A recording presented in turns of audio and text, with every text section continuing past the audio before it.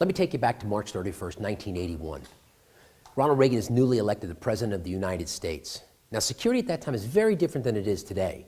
Back then, they just usually had those wooden blockades that people stood behind. They really weren't worried about anybody rushing the president, either the Secret Service or the police. Well, on this day, Reagan was giving a speech at the Capitol Hilton Hotel to the Teamsters Union at one of their luncheons.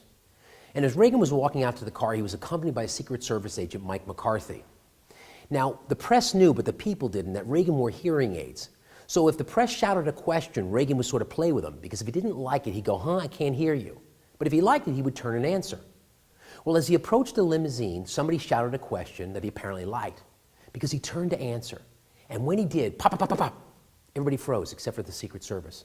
In an instant, they knew what had happened. Somebody had tried to assassinate the President of the United States. So they sprung into action.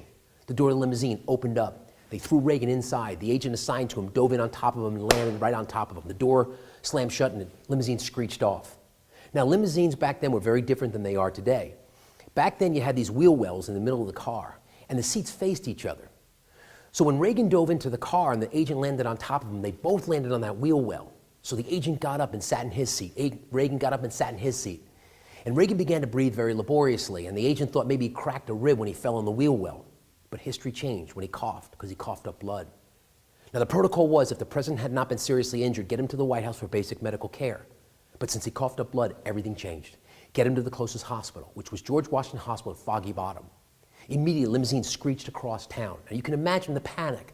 Back then, they didn't have cell phones. I don't even know if they had fax machines. But somehow they got the message to the hospital. The doctors, the nurses, everybody was waiting in anticipation of Reagan's limousine pulling up. The limousine pulled in, screeched to a halt. The door opened up. McCarthy jumped out, reached in to grab Reagan, and Reagan pushed him away. Inside the limousine, Reagan buttoned his jacket. And when he was ready, he stepped outside. He stood there. Not a word was said, but the message was loud and clear. "I am well, we are fine, remain calm." And then, like a gentleman, he just walked through the doors. And when the doors closed, down he went.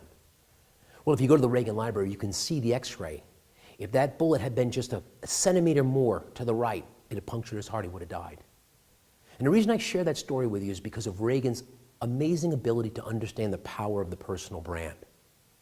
Now, why does that apply to us? Well, the reason is because in 1981, personal branding was largely reserved for people who were famous, whether it was a politician, an athlete, or a movie star. No longer the case. The personal branding applies equally to us as it does to them. And just as Reagan managed his personal brand, we need to manage our personal brand, because if we don't, we may end up sending the wrong message.